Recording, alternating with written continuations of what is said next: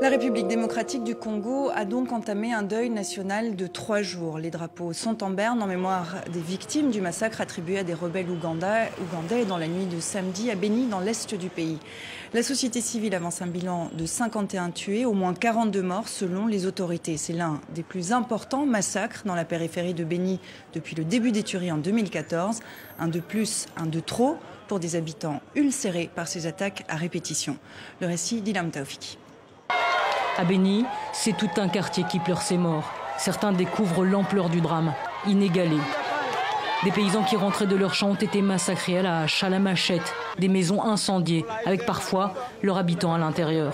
Encore une fois, l'armée accuse les rebelles ougandais de l'ADF NALU. Ils sévissent dans la région depuis près de 2 ans. Le pays est sous menace terroriste, mais il reste une chose, c'est de savoir maintenant quelles sont les dispositions qui sont prises pour lutter contre ces réseaux qui a tellement endeuillé la population du territoire de Beni.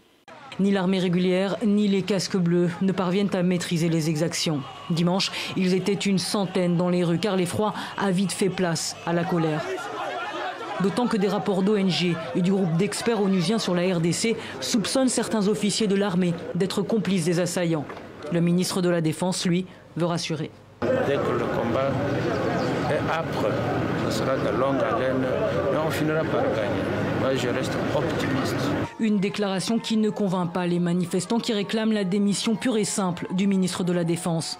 En moins de 2 ans, ce sont plus de 1000 personnes qui ont été massacrées.